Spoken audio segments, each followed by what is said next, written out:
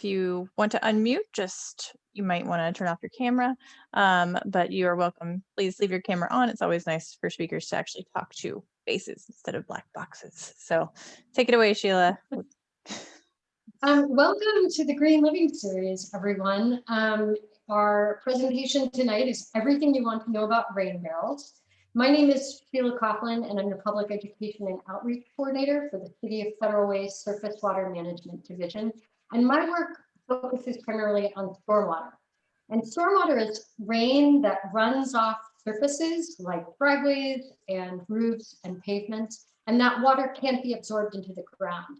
So instead, the water flows along and it collects with it oil, pesticides, herbicides, litter, and other pollutants. And those things end up in storm drains. And storm drains lead this untreated water and the pollutants with it directly into our local water bodies. In fact, polluted stormwater is the leading source of pollution to Puget Sound. And you may be wondering what rain barrels have to do with stormwater. Well, you're going to learn about that this evening. This presentation is made possible by the City of Federal Way's Surface Water Management Division with a grant from the Washington Department of Ecology and support from the South King II Library. And on an aside, we have closed captioning tonight, and that's to accommodate any listeners in need of auditory assistance. We're also able to provide interpretation services, so please let me know for future workshops if you or someone you know would like that option. Amanda is the director of the King II Library. She's here with us tonight. She's our Zoom master, and she'll be providing technical assistance to you during the presentation. Amanda, want to introduce yourself? Thank you. Thanks for the reminder too. I got the closed captions on just in time. Hey everybody, I am Amanda Miller. I'm the Executive Director of the South King II Library in Federal Way. I'm very happy you could join us this evening. Of course, I wish we were in person at the lovely Tool Library, but it creates a different kind of accessibility by doing things on Zoom. So I'll do my best to keep everything running smoothly. If you haven't heard of the Tool Library, then I very much suggest that you check us out online, southkingtools.org. I'll put my contact information and our website into the chat as well. We lend tools and equipment that can facilitate your rainwater and gardening and household and DIY and ambitions for many other hobbies. So please feel free to reach out if you have any questions, thoughts, or ideas. And yeah, I'll just let the goodness flow here, and I hope to learn a whole lot actually about rain barrels too. So thank you, Sheila. Go ahead. And thanks, Amanda. Yeah. So during and toward the end of the presentation, you'll see a survey link in the chat. Please fill it out. It's only 5 questions, and it should take you between 38 seconds and 1 minute to fill out. And also don't forget to join us for upcoming events. We have an edible spring greens workshop next week. The recipients of the free rain barrels will be announced at the end of the presentation, but before the Q&A session begins. Remember, you do have to be a resident of Federal Way to receive one. And I'm going to email the lucky winners this evening about pickup details, so keep an eye out for that email. So our presenter this evening is Amy White. Ruben couldn't be here this evening. Amy and I met when we both worked for the Department of Ecology, and we did public involvement for toxic cleanup sites. And firsthand, I can tell you that Amy is a master of taking complicated information and making it accessible to everyone. Amy has been teaching about water, wildlife, and agriculture for more than a decade. She especially loves helping people understand how water moves through the landscape in cities and watersheds. She's currently an organic vegetable farmer in the Sammamish Valley. So we'll have a question and answer period at the end of Amy's presentation. So please hold your questions until the end of the presentation. If you put them in the chat box, I'd be glad to read them out loud for you. And without further ado, here's Amy. Okay. Let's see. Get my screen sharing going.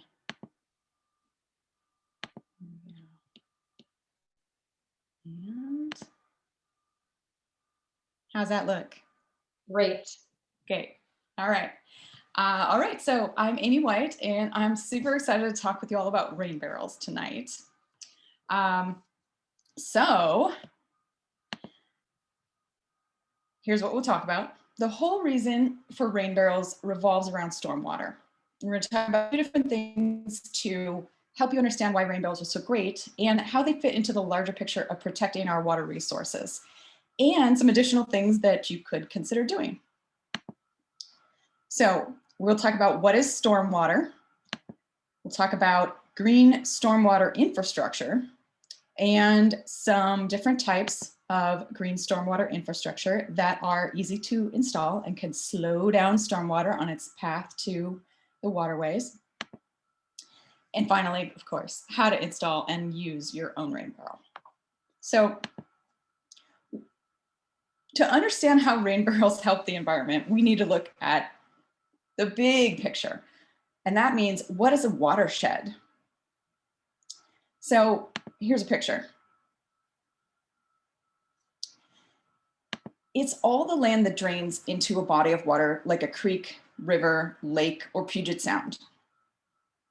So what's the nearest body of water that you can think of? And is it downhill from where you are? So you live within the area that drains to that water body, and that is your watershed. Everything we do in our watershed affects that water body.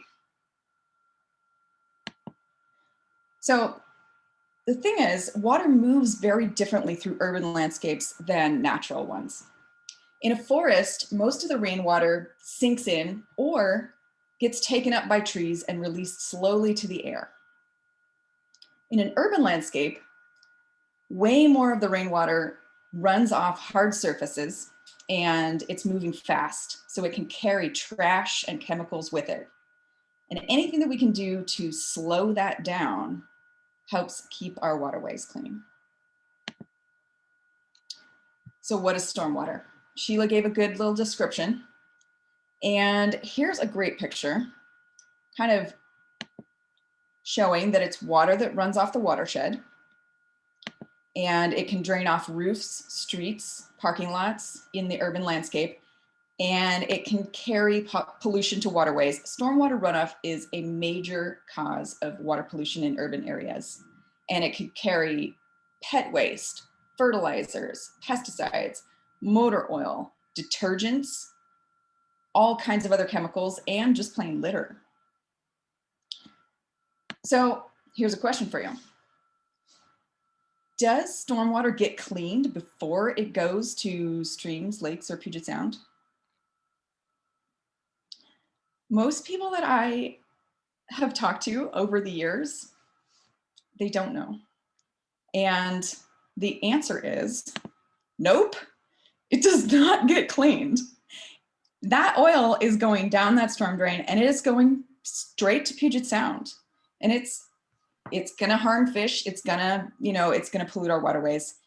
The thing is, the reason why they don't treat the stormwater, a lot of people think stormwater gets cleaned or treated. The reason why they don't do that is that the volume of stormwater is huge. It's running off a huge land area and it's collecting in a little stream. And it's, the amount of water that runs off the urban landscape is ginormous. It's millions and millions and millions of gallons, way more than the sewage treatment plant could handle.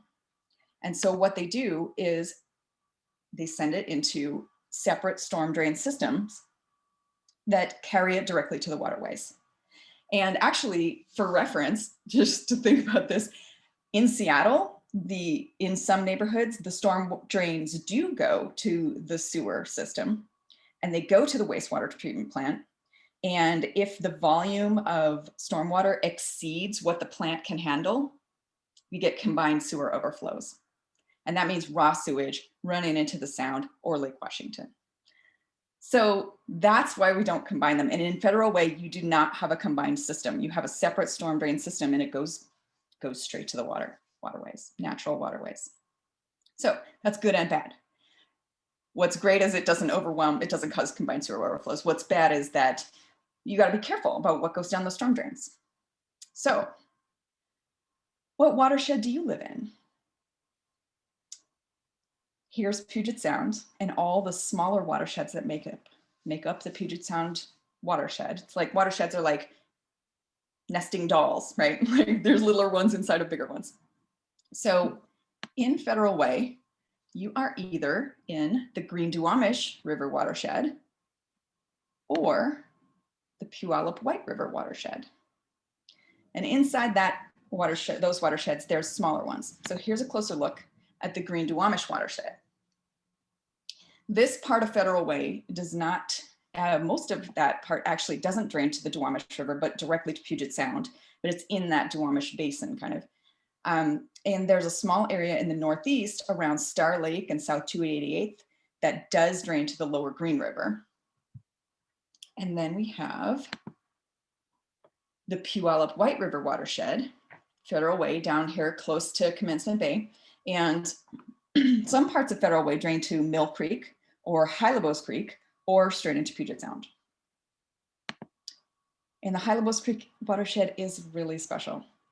Federal Way is the only city along the I-5 corridor that has a huge amount of pristine habitat, and the former Weyerhaeuser campus around North Lake and the headwaters of the Hylebos watershed is really something worth protecting. Okay, so green stormwater infrastructure. This means using plants or soil or permeable surfaces or stormwater harvesting to slow the flow of stormwater before it goes into those storm drains.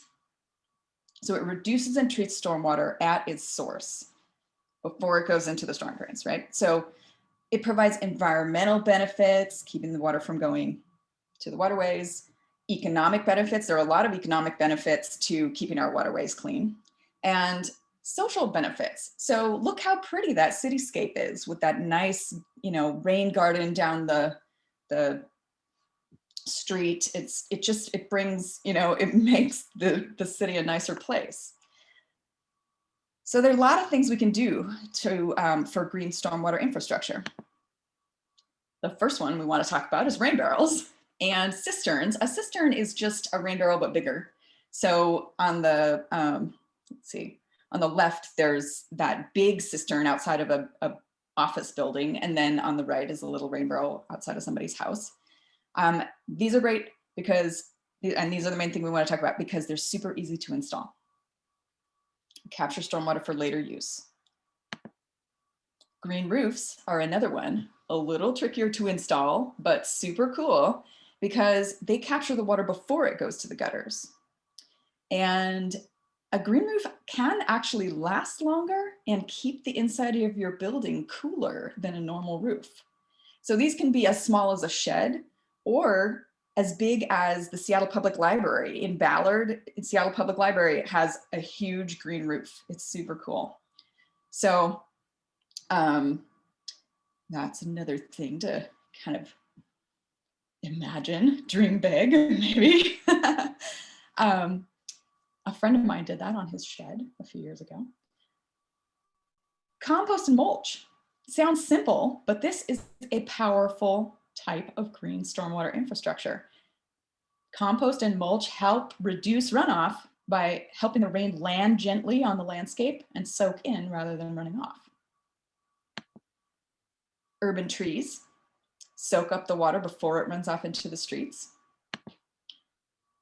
And rain gardens. So that's another possibility that you could potentially do at your home. But I want to emphasize, in Federal Way, many properties don't have good infiltration or percolation of water into the soil. So you have to be careful. If you are interested in doing this, you want to work with a professional. You want to make sure whether your soil percolates. You want to make sure it's on level ground and plan for where the overflow will go. It is still possible even on soil that doesn't percolate well, but you have to make sure it's on level ground and plan for where the overflow goes. It can still, you fill these things with mulch and wood chips and all kinds of good stuff, and that can still soak up a lot of water and then let it evaporate away rather than just, running off. But like I said, there's some considerations. Okay, so here is, I'm going to provide a link to this resource as well, but this is from the City of Seattle's like green infrastructure plan, I think. And it has this great kind of chart of green infrastructure projects and considerations. And it talks about, I want to call attention to where it talks about which things are good or not so good to do if you have poor infiltration, poor percolate, if your soil doesn't percolate. So Federal Way has a lot of hard pan, and it's a big consideration. But they have this column that talks about whether you can use it where infiltration is restricted. There's rain gardens, stormwater cisterns, and this blue page talks about these can collect water from an area larger than the space they take up. So a rain barrel collects water from a big roof, but it only takes up a little bit of space in your yard. So that's a pretty cool thing. Same with a rain garden. And then the next page here of this chart is solutions that manage runoff from an area their own size or smaller. So a green roof catches the water that falls just on itself. A tree canopy actually collects, it really only catches the water that falls around the base of the tree. It doesn't necessarily, the tree takes up a lot of space, but it depends where the tree is planted actually. So this is just this is a great resource that has a lot of information about different green infrastructure projects. I'll be sure and it's not, the link isn't in the slides right now, but I'll be sure to put it in before we share it out. Okay, so we talked about how rain barrels and green infrastructure can help slow the flow of stormwater and prevent water pollution. But another advantage of rain barrels is they can also help conserve water. So in the Western states, we use a lot more water on our outdoor landscapes than anything else inside our house, actually. So, I know that it rains a lot. We all know that it rains plenty here, right? But not in the summer. We have very, very dry summers, surprisingly. So I would bet that this is pretty close to what the pie looks like for Washington, people in Washington. On the East Coast, they have a lot wetter summers. Midwest, they have a lot wetter summers. And so nationwide, the average outdoor water use is more like 30%. But in the Western states, it's much higher, including us. It's because here you can see our monthly precipitation chart. So in the winter, we get a lot of rain. In the summer, we get so little. It's really surprising. So, I mean, in July, a typical July in Tacoma gets less than 1 inch of rain. It's hard to believe, but if you start paying attention, it's really true. And so this is the thing. Human demand for water is the highest during the summer because of all that outdoor watering. And our household water that we use for watering comes from rivers, reservoirs, groundwater wells, and plants and animals also depend on water in the rivers and the streams to survive. And they need the water in the summer too. So leaving more water in the rivers helps maintain the water levels, the cold temperatures that the fish need, and better water quality. So we can use rain barrels to conserve water in the summer, leaving more water in the rivers for wildlife, because even a little bit of rain on the large area of your roof will fill that rain barrel. So even if we don't get much rain in July, you'll still collect quite a bit from your roof. So save water, leave more water in the rivers for wildlife, prevent stormwater pollution from reaching our natural water bodies. Another reason to use rain barrels, keeps the water away from your foundation. I mean, this is bad news, right?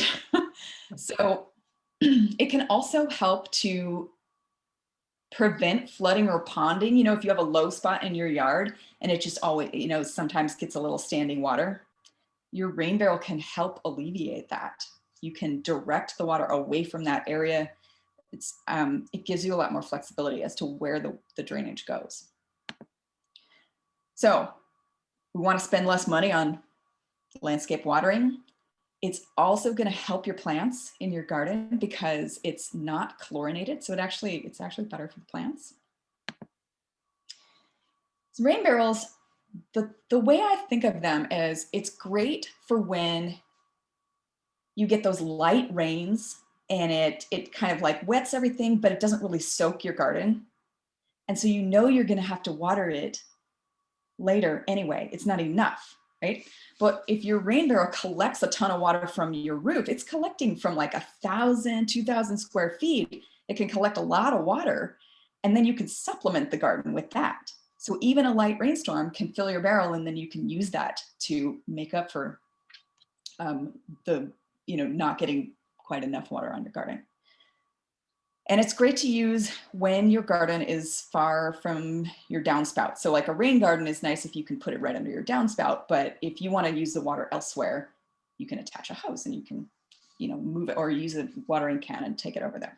Okay, so how much rainwater can you collect? The amount is surprising. I think our giveaway is a 70-gallon rain barrel, and you can fill 2 of those from 1,000 square foot roof with a 1/4 inch of rain. A 1/4 inch of rainfall adds up to 150 gallons on a 1,000 square foot roof. And when you measure your roof area, you're measuring along the ground, not from like peak to eaves. You measure the length and width of your house to get the area that the rain is going to fall on. And most houses have more than one downspout. So think about the different sections you have of your roof. I get this question a lot. Is it legal to collect rainwater? And the way that water rights are set up in the West, that's a really good question. And in some states like Colorado, they actually kind of discourage rainwater harvesting because it's water that needs to go into the river. And so they regulate it. Washington Department of Ecology decided that in 2009 that residential water collection is fine, but you might need a permit if you want to collect it from a commercial building. So no worries about that. No worries about little rain barrels like this. Okay, so how to install your rain barrel. If you're thinking about installing a rain barrel, what you want to do is walk around your house and think about where you would place it. So if your house has multiple downspouts, you want to think about which one would be the best, which one is closest to your garden. Look at what's going on in your landscape. Where is the water from your gutters going now? And is that where you want it to be going? Is it causing problems? Would you like it to go somewhere else? Think about where else you would like it to go. And then, install your rain barrel based on where you'll use the water in your yard. So you might want it to be close to your garden. You definitely don't want it to be downhill from your garden though. If your garden is uphill from your rain barrel, you won't have the water pressure to get it up there. But I mean, you can still use a watering can, but it's not as ideal. Keep in mind too that it might be possible to rehang your gutter and move the downspout if it's not where you want it to be. So if your gutter slopes this way and that downspouts in an inconvenient place, you can actually rehang the gutter and move the downspout. It's not even really as hard as it sounds. So you can move it to a more desirable location. All right, and you may need to think about the different sections of your roof. Okay. Another nice thing to think about when you're installing your rain barrel is to elevate it. You might want to get it high enough that you can get a water can under it. So that might just be a foot or two.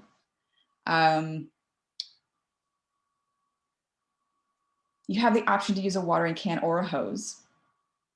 And if you elevate it a little bit, you'll get better water pressure in your hose.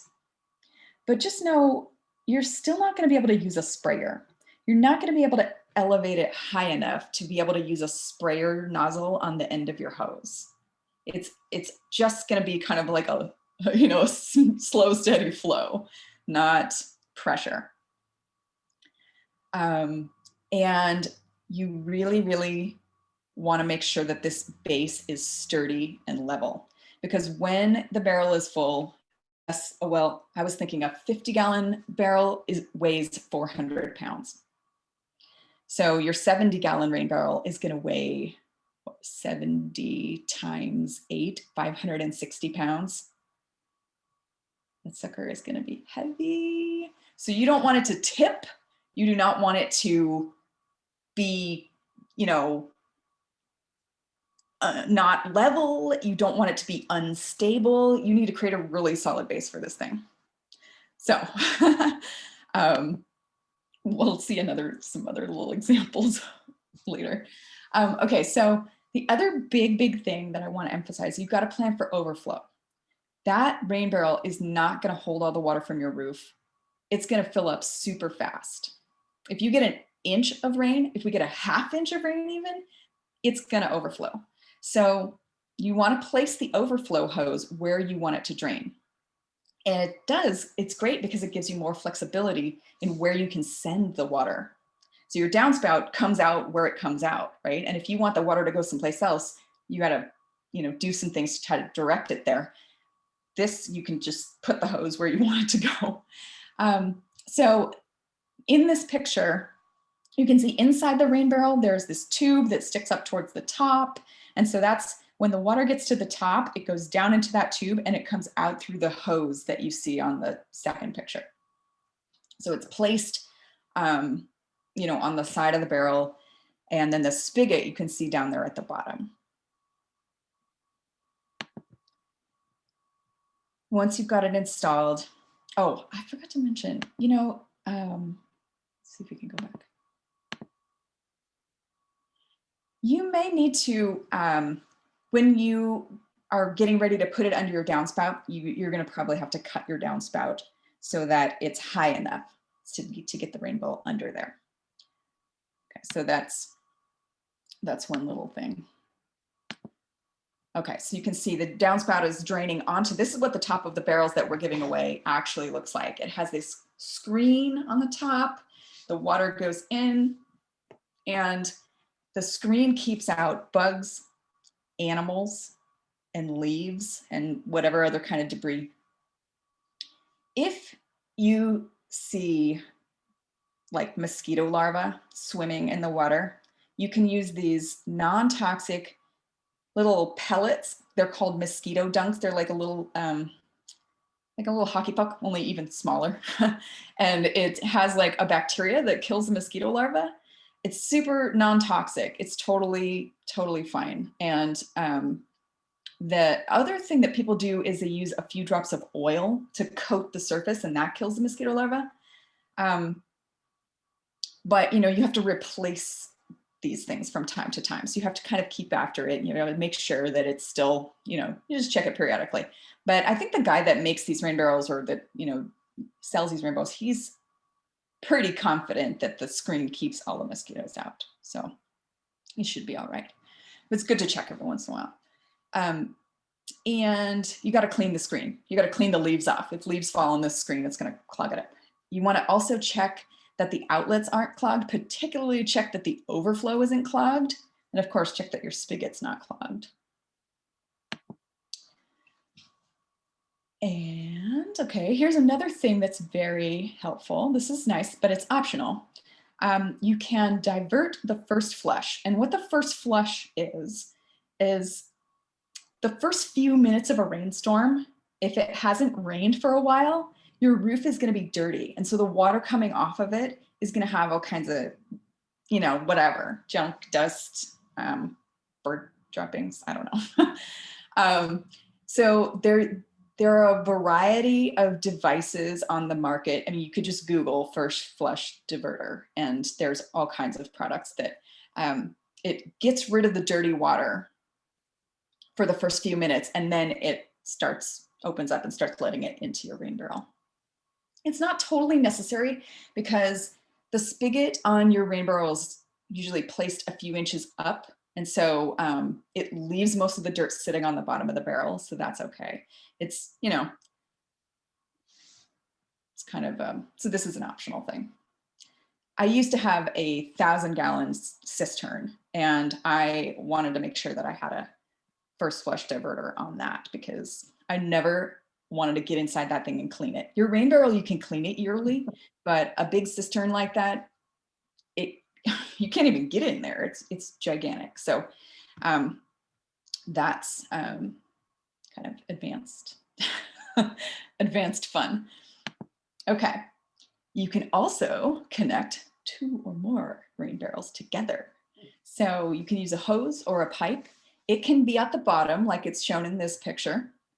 The downspout goes into one of the barrels and then it flows into the other one and the levels equalize in a system like this. They need to be at the same level. Otherwise, one will fill up and overflow, right? So if you need for some reason to have one barrel lower than the other, you can use the overflow pipe to connect them together. Like, let me go back to the overflow pipe. So you can use this overflow hose to connect them together. If you had another barrel over here that was lower, you could have the downspout into here, and then it would fill up the first barrel, and then it will fill up the second barrel. So that's another way that you can potentially do it. But the easiest is just to have them be at the same level. Okay, I want to point out something in this picture. I want to re-emphasize that the platform needs to be level and sturdy. This looks pretty high and maybe a little tippy. So I'm just going to say, you want to maybe make it wider at the base. You want to make sure your soil is well compacted. You want to make sure that thing is level.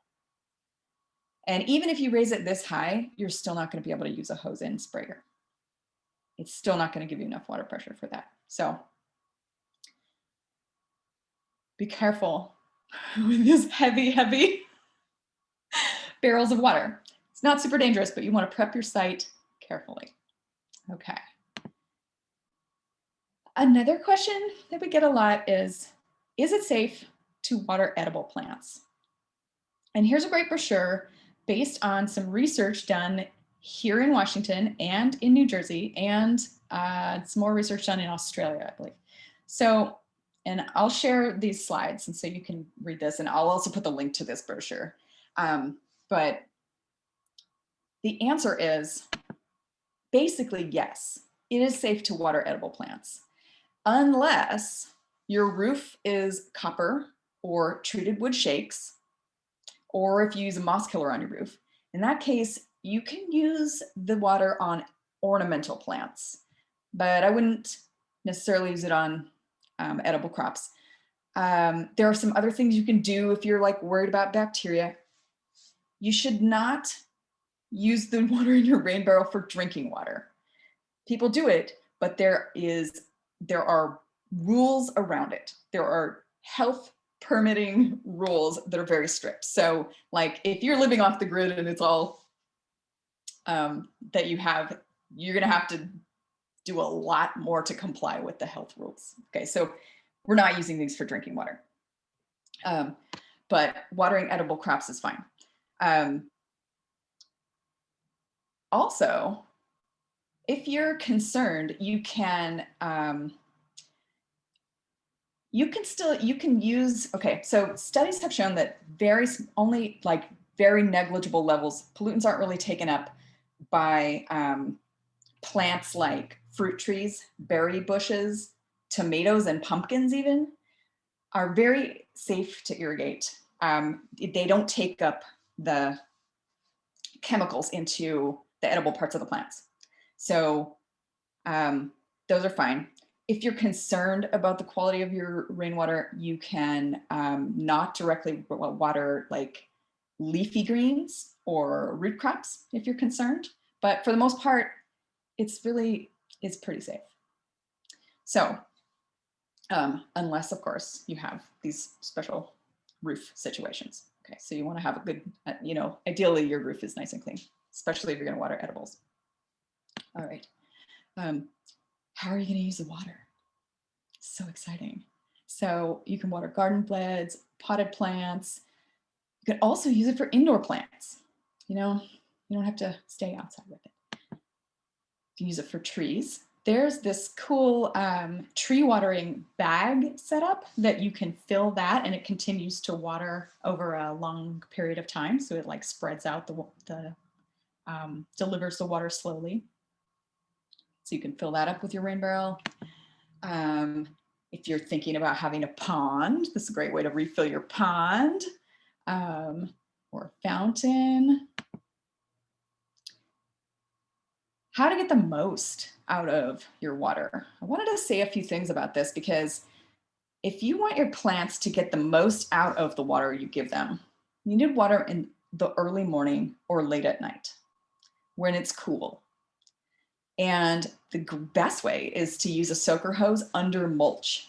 And the great thing about rainwater is very soft water. It doesn't have a lot of minerals like calcium and magnesium that will clog up your soaker hose. If you use a soaker hose with hard water, you get these calcium deposits on it and it clogs up.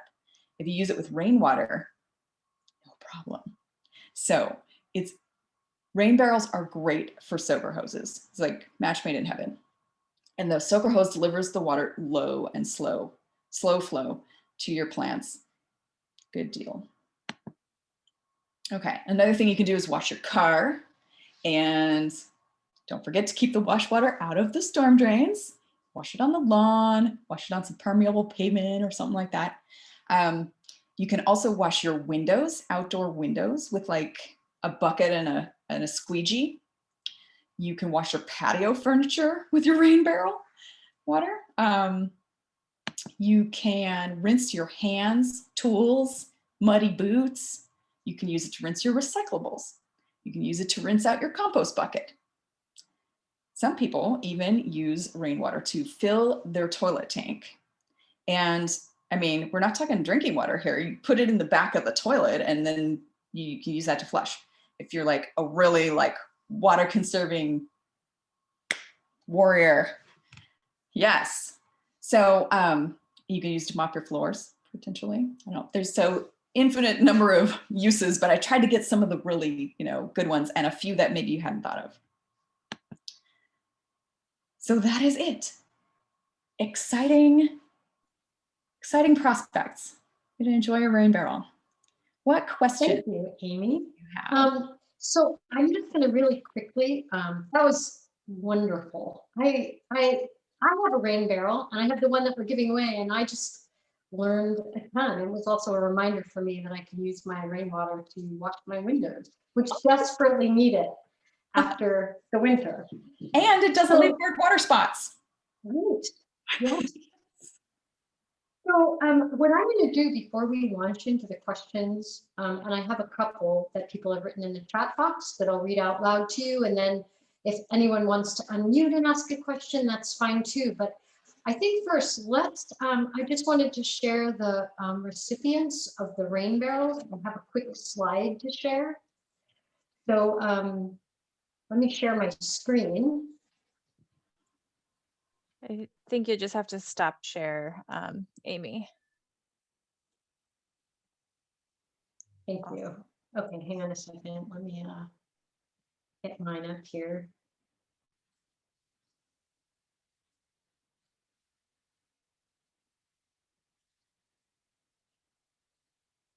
Can everybody see that? Nothing yet. Oh, nothing yet? Mhm. Huh. Okay, we'll try this again.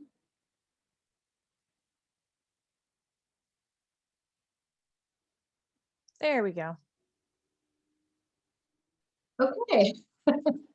I'm glad that showed up. Okay, so these 25 recipients were the first to register for the workshop.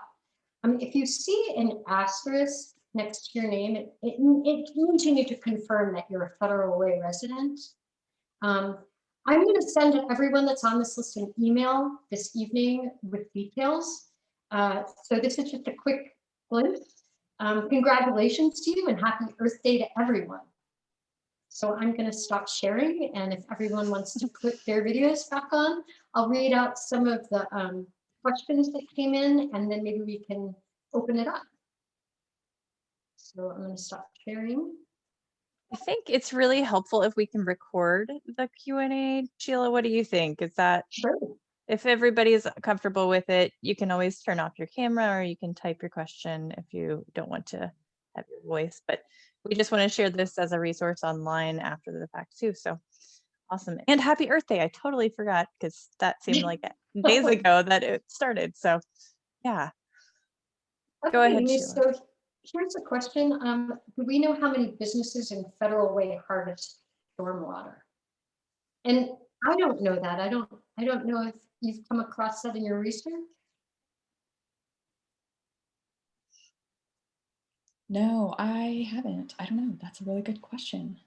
To look into that. You said there might actually be Yeah. some permitting questions about that too. So that might be something to talk to the city about. Yeah, I will look into that and follow up in the email. Everyone who registered is going to receive an email from me, and I'll try to get the answer to that. That's a really good question. That is. That's a great thing to include in the follow-up.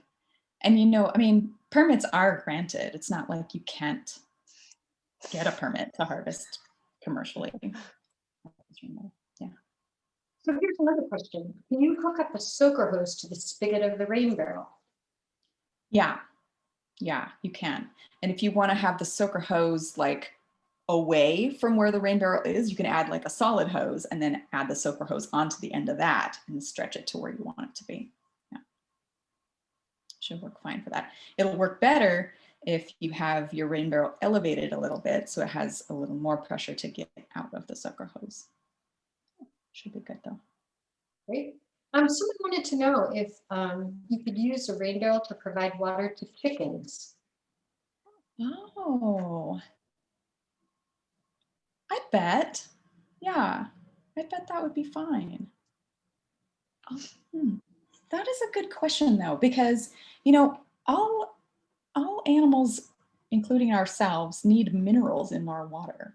But chickens eat a lot of dirt, so they probably get plenty of minerals. That is a good question. I'll try and find some more information about that too. Totally. Yeah, I'm curious too. That's wonderful. I used to have like my chickens and my rain barrel in the same little area of my yard, but I never thought to feed them from the rain barrel. That's a cool one. Yeah, I mean, you'd think that they probably drink from puddles, so. True. I think the Mara farm in South Park, the chicken coop there, I got married in that park, so I have looked at that chicken coop a couple times, but it actually has the gutters are connected to the water for the chickens. Not that that is, you know, carte blanche to do that, but yeah, an example exists. Here's another question. What would you say is the overall time commitment for managing a rain barrel? Super minimal. Yeah, really minimal. I mean, you got to keep the leaves off the top of it, but other than that, I mean, really, you don't really have to clean it. You know, you can if you feel like it's getting dirty, like maybe once a year or something like that. And so that's like, that's all I can really think of. I mean, you just got to use the water, you know, every time you think you want to water your garden, you have to go out there and do it and use that and remember to use that instead of the hose. But yeah, I'd say super low maintenance, very little. I would agree. I have one. I have the one that the recipients, if you registered first, are getting, and it's very low maintenance. Yeah. Another question, can you add a powered pump to be able to spray water from the rain barrel? Absolutely. Yes, you can. I never did, but I know there's a pump out there. You just have to really Google it and maybe ask the guy that sells these rain barrels. You could probably attach like a sump pump on the inside to just power things. And that might be a tool library question that I'd look into because that would be fun kind of project. So that's great. Yeah. Another question. I'd like more information about moss management so I can use the water for edible plants. Right now we have a zinc strip on our roof and use dishwashing detergent for moss management. Oh, that's a good question. Yeah. I am not sure. That's something we'll have to look into. I'm not sure either, but I imagine just because if it doesn't go in the rain barrel, it goes into the storm drain, so you would want to use something that was non-toxic. I don't know that the zinc strip is so bad for edibles, for edible plants. I think the zinc strip's probably okay, but if you have like moss killer, if you like spray that moss killer chemical on it, then maybe, I mean, that's the stuff that I'd be worried about. Probably a zinc strip is, I'm gonna guess it's okay. Pretty safe. Yeah. And then I can answer this question. There were two that came in. For those that didn't win, where's the best price to get a low price rain barrel? Any discounts this year? I just want to let everyone know that in the email that I send you, there'll be resources for where to purchase the same rain barrel that is being given away, but also instructions on a do-it-yourself rain barrel that you can make out of mostly everyday materials. You do have to buy the actual container. So keep an eye out for that email. Oh, and that's a cool thing because if you do it yourself, you could have a different style of rain barrel. If you want it to look all real like rustic, you could buy a wine barrel and put the spigot on it and have it look real like pretty, or just, you know, different styles. Yeah, there's some great examples online of people who have painted their rain barrels with nice scenery and flowers and that kind of thing. Yeah, and I was going to talk about that actually, but I left it out because, so one consideration is you got to use a kind of paint that's not going to flake. And probably spray paint like Krylon is fine. That probably won't flake off, but Well, it or maybe depends on that's- the medium of your barrel too. So if it's plastic or if it's wood, you know, I guess you're not using wood for that. But I know, yeah, that can be a big variable. Yeah, the flaking. You just want to avoid. Just kind of think about it and like, try to avoid a paint that's going to flake and then run off into the storm drains, right? Right. Yeah. And another question, are they easy to hook up? Yeah. Yes, definitely. Especially this kind with the screen on the top, I'd say is great because you do have to cut your downspout so that the rain barrel can slip under it, but then it just, you know, pours out into the rain barrel. So super fast to install. Someone just put a link here and everyone can see it, but they're planning on putting a rain chain above the barrel to give it a more artistic look. And that's what I did at my house. I put a rain chain above my barrel. It's a great idea. And it really does make it artistic. Yeah, So and thank you, Richard. this style of rain barrel. Right. The ones we're giving away with the screen on the top. The rain chain can work with that. Oh yeah, definitely. The other thing I mentioned in the chat too is that they have those elbow attachments that are kind of flexible that you can get at Home Depot or Lowe's, and that can help just if you're determining where to put the rain barrel. If it's not exactly right under your downspout, you know, you need it a little further behind. So very true. You could also, if you wanted to, like, if your downspout is here and you wanted the, you know, the rain barrel to be over here, you could, you can also install like a little, you know, downspout bender, you know, elbow thing and like direct the downspout over here. Like there's, if you want to have it not directly under your downspout, there are some options. So that was the last of the questions that are in the chat. I would invite anyone who would like to ask a question to unmute and feel free to ask away. Steve, hi Steve. Hi, good to see you. Thank you. I have a very specific question that I'll try and make broad so it applies to everyone because maybe it will. You talked at the very beginning about all the water coming down and storm water. We are at the bottom of the hill that collects from, in a long driveway that collects from 5 or 6 or 7 different people that all come straight down into our driveway and then flood into Star Lake. not necessarily what do I do about that, but there must be someone that we call or someone we've checked, we've tried some of the sewer places and whatnot. And there must be some group that doesn't want all of this stormwater going straight into the lake. And other people might not have the exact same situation, but I guess the question is, do you have resources for what we do if we have not necessarily rain barrel questions, but if we have storm runoff, we don't want to pollute the whole world questions? I can take that.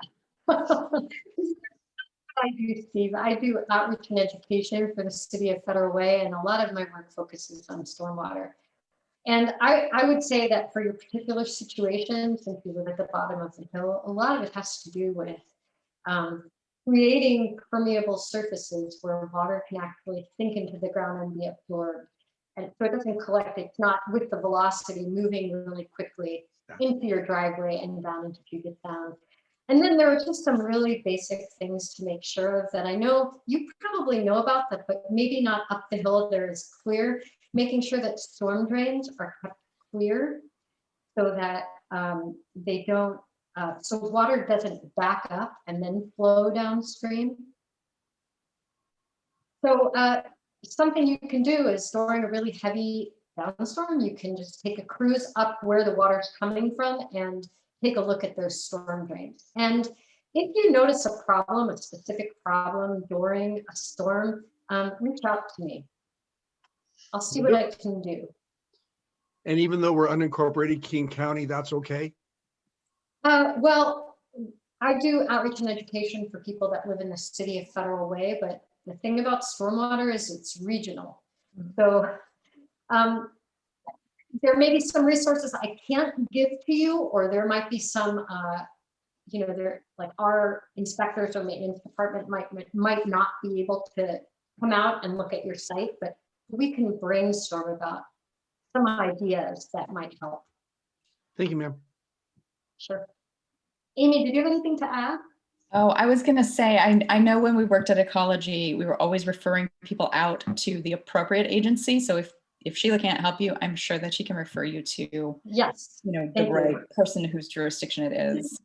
And I was also going to say, I mean, those storm drains blockages can be major. I live on a hill that's so steep that has like staircases, like the streets don't go through and there's a staircase.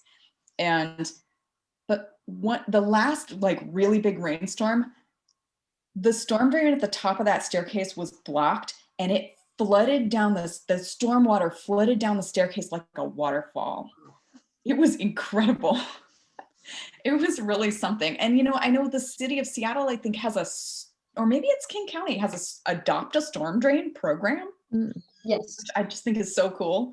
Like, you know, keep an eye on your local storm drain because it's crucial. And, you know, we're notorious in Federal Way for having some major streets being blocked by standing water, and some good citizens have more than one occasion cleared them. So yes, that is something to definitely consider. And I wanted to let you know too, just to add on to that, I'm starting this summer a storm drain stenciling project, which is if you and your family or your COVID pod want something really quick to do this summer, I've had some stencils made up that say only rain down the drain. Just as a reminder that all of the drains do drain to Puget Sound. So reach out to me if you're interested in volunteering this summer, and I'll have some other projects going on as well, just about watershed awareness, and maybe that'll help Steve with just general awareness about making sure that storm drains stay clear. And now you guys Anyone are part of the else? club of people who know what watersheds are and where the storm drains go. Because Yes. really, not a lot of people do know this stuff. It's surprisingly obscure knowledge. Anyone else want to unmute and ask a question?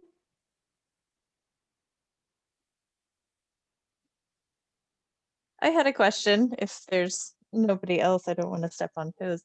I had a question about open catch, because all my downspouts are on the lower end of my yard and my garden is on the higher end. How do you feel about open catch of a rain barrel? What do you mean open catch? Just an open rain barrel that would collect the water that is raining. So not a downspout, just any experience with that or? Well, I mean, you mean there's not a downspout, that there's not a roof that would feed it? No, not Okay. not right now. Yeah, I mean, you could collect that, but it would only catch the water that fell on the, the area of the mouth of the rain barrel. So it wouldn't catch as much. But if you hooked it up to like your garden shed, if you had even a small structure up there that had a larger roof area, it would feed your rain barrel and it would still fill it pretty quickly. We did just build a playhouse, so maybe adding gutters to the playhouse. Yes, collect rainwater off the roof of the playhouse. That's great. Yeah. So I mean, the idea is you want to have some kind of surface that it can collect from that's larger than the area of the rain barrel itself. And the other thing I would say, if your garden is uphill from your rain barrel, is just use a watering can or look into the pump thing. That is what the pump situation is for. Yeah, that's why I wrote that down for sure. I'm gonna have to look Yeah. into that for the. Yeah, that was a great idea. Yeah, that is, and it's super helpful. I know it's out there, the pump that does this, and it's something you might want to look into. Otherwise, yeah, you're just looking for even a small structure with a larger roof area. Or water can. Yes. You can use a watering can too, just to like carry it to the uphill garden area. Yeah, we have a couple rain barrels, but it's simply because our French drains have become entirely clogged. And again, Federal Way is notorious for having these lovely constructed houses with submerged French drains that you never see, and you hope and wish and pray that they don't get clogged. But Yeah. Yeah. Right. So you're using it to divert the water away from your house. The rain barrel. Yeah, we almost always leave it open spigot and run just away from the house. And sometimes I'll collect it just to kind of have it there in the summer. Yeah. Right. So that's a good story. That's a very interesting way to use it, so that it's always open, but then you just close it when you want to collect water, which is not all the time. That's great. I'm so impressed by all these great questions, everyone. I see 53 comments in the chat. This is lovely. It's totally delightful to have such an engaged crew with the questions. So if there aren't any more questions, Amy, I just wanted to thank you. I'm just always so impressed with everything you know, and I'm so grateful for you presenting to us tonight. My pleasure. And then, yeah, it's been wonderful. And then to everyone else, thank you so much for coming. Just a few things. Don't forget to fill out the survey. Next week, April 29th, we've got from 6 to 7 edible spring greens. Melissa Meyer, who's an Indigenous person, is going to talk about nutritious plants and edible herbs in your own backyard. Feel free to reach out to me if you're interested in volunteering or want to know more about stormwater and how it affects the environment. So thank you, everybody. Have a lovely evening, and hopefully we'll see you next week. Yes. Yeah. And Amy, you got a lot of praise in the chat too. I really appreciate your presentation. You did, so Amy. Yeah. And we'll be able to, we'll follow up. Sheila's going to include the video in the email send out. So if you need to review anything. Slides as well. Yeah, and the slides, yeah. Yes. And I'm glad the captions work. Yay. Awesome. All right, guys, have a lovely evening. I'm going to go ahead and stop this session, but thanks, Amy. Thank you, Sheila. Thanks, everyone. All right.